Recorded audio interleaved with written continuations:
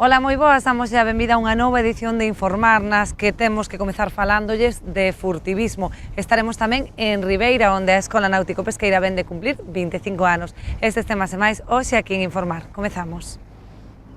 No horizonte, nos teus recordos, no carácter, no que che gusta, na túa coraxe, no que vives, no futuro, no máis bonito, no que te enamora ou no que tes máis cerca, levas a miña marca. Cando se trata de escoller o mellor, o noso mar marca.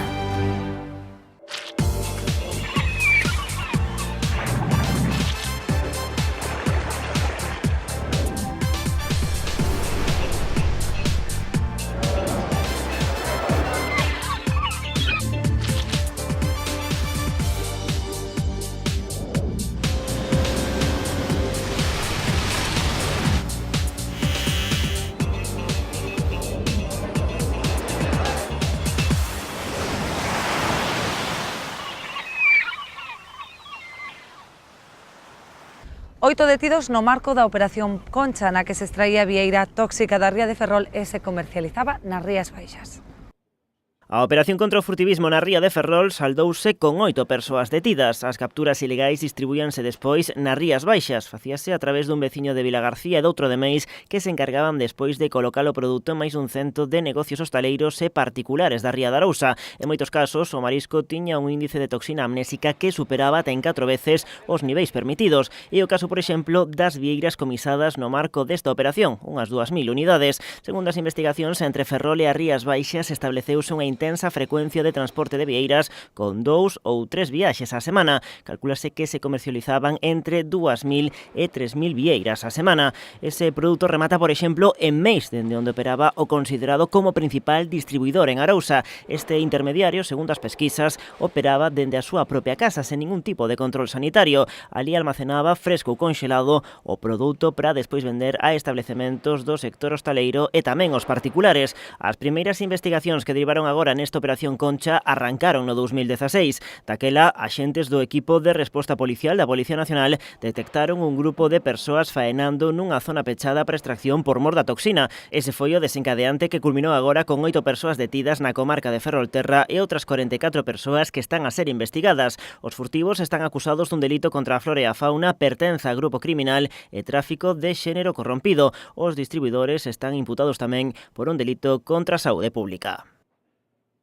E temos que seguir a falarlles de furtivismo, desta volta das agresións que cometeron un grupo de furtivos a varios vixilantes de Cabo de Cruz.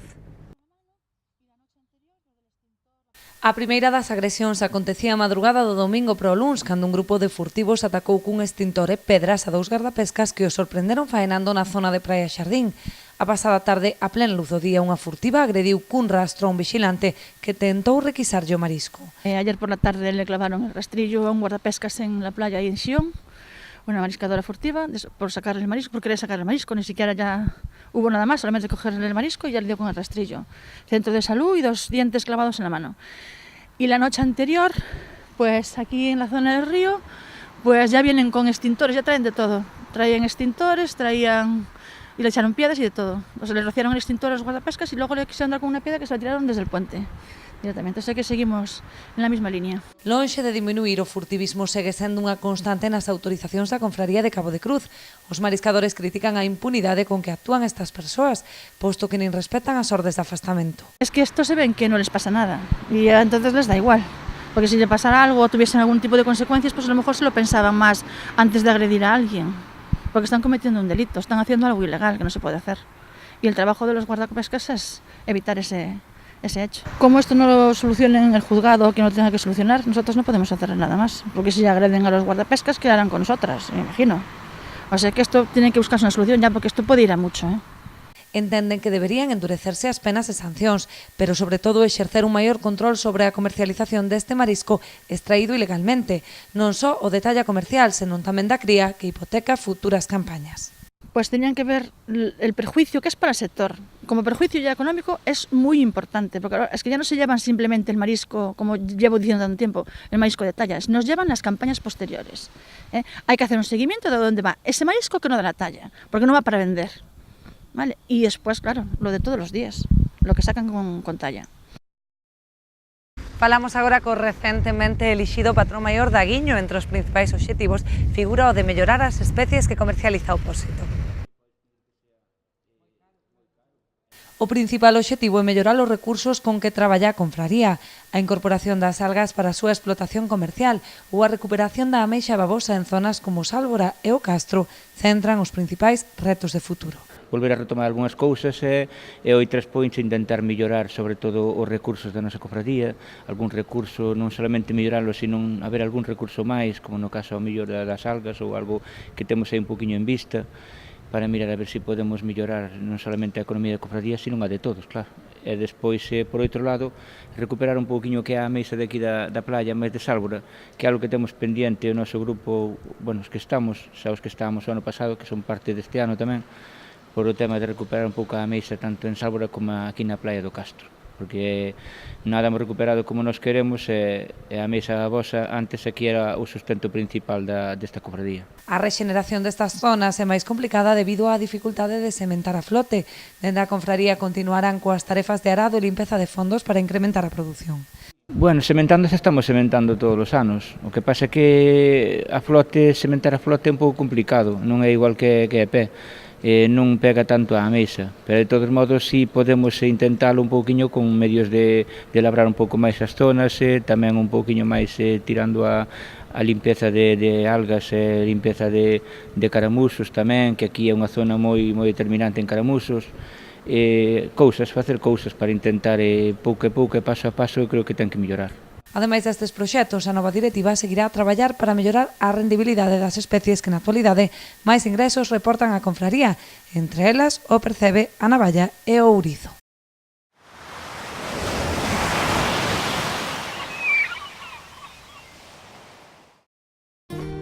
Eu confío na conservación e o respeto ao medio ambiente. Eu confío na pesca de boixura artesanal e selectiva. Eu confío no traballo feito con esmero e agarimo. Eu confío no mellor sabor e na máxima frescura. Confía na calidade e busca este distintivo. Pesca de rías, de onde senón.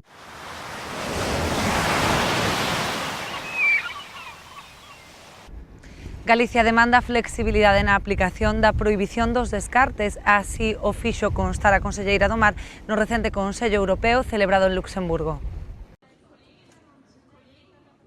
Aínda que Galicia non posúe intereses directos de pesca no Mar Báltico, a aplicación dos criterios de reparto na zona si ten importancia para a comunidade, posto que nela se deciden os principios de tax e cotas para determinados países.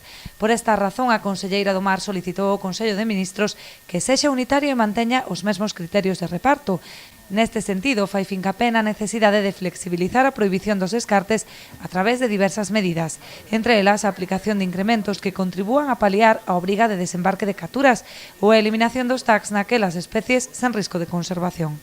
Durante o Consello abordouse tamén o posicionamento a adoptar pola Unión Europea de cara á reunión da Comisión Internacional para a Conservación do Atún Atlántico, que se celebrará a mediados de novembro en Croacia. Galicia defende a necesidade de incrementar as posibilidades de pesca para o próximo ano, unha vez constatada a abundancia de bonito do norte nos caladoiros onde faena a flota galega, Golfo de Vizcaya, Ortegal e Irlanda. Con respecto ás consultas anuais da Unión Europea con Noruega, que tamén se abordaron neste Consello, Galicia aposta por tratar de maximizar as posibilidades de pesca do bacallao, sen afectar o intercambio de especies que tamén son imprescindibles para a nosa flota. A Escola Náutico Pesqueira de Ribeira cumpre un cuarto de século e celebrouno reivindicando máis medios para completar a oferta formativa. Ao longo destes 25 anos, a Escola Náutico Pesqueira de Ribeira tense convertido nun referente en toda Galicia.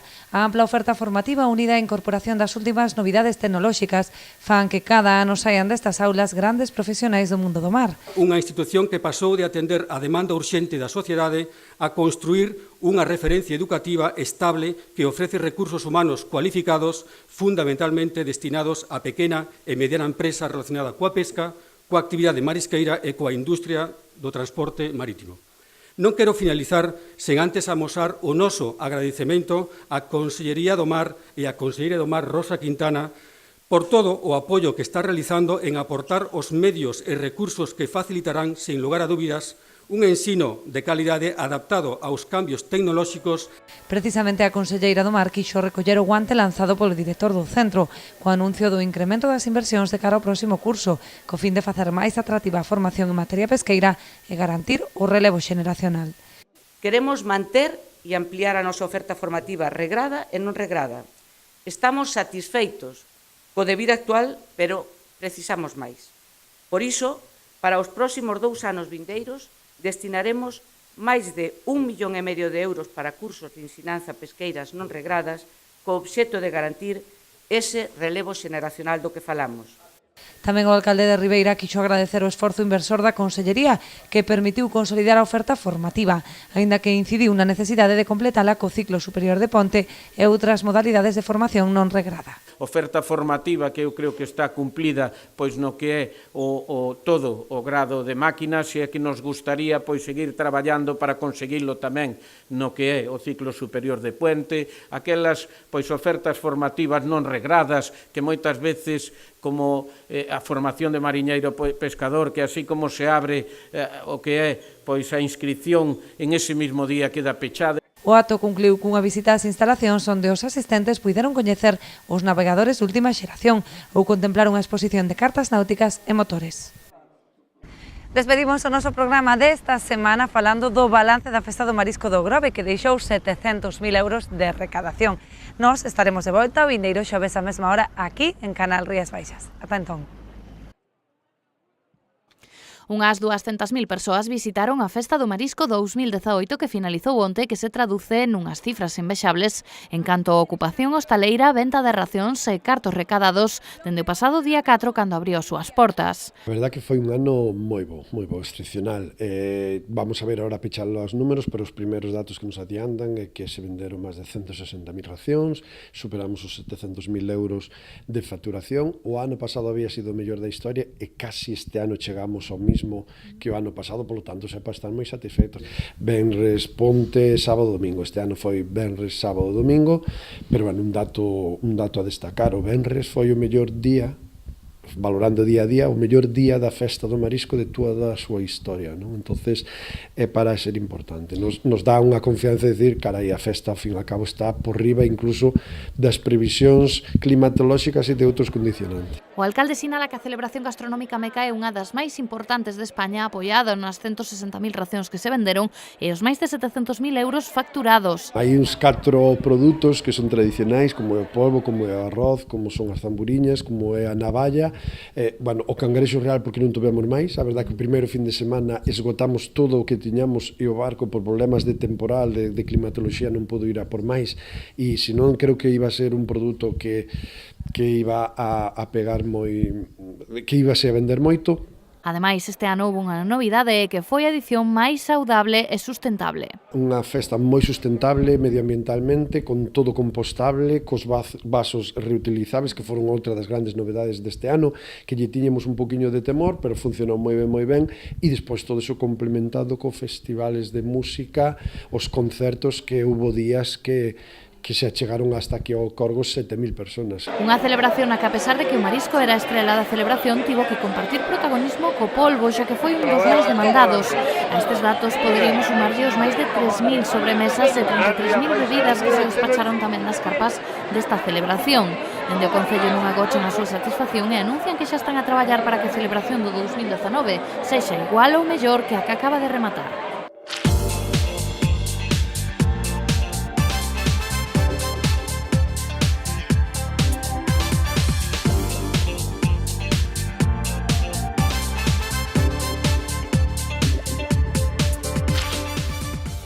No horizonte, nos teus recordos, no carácter, no que che gusta, na túa coraxe, no que vives, no futuro, no máis bonito, no que te enamora ou no que tes máis cerca, levas a miña marca.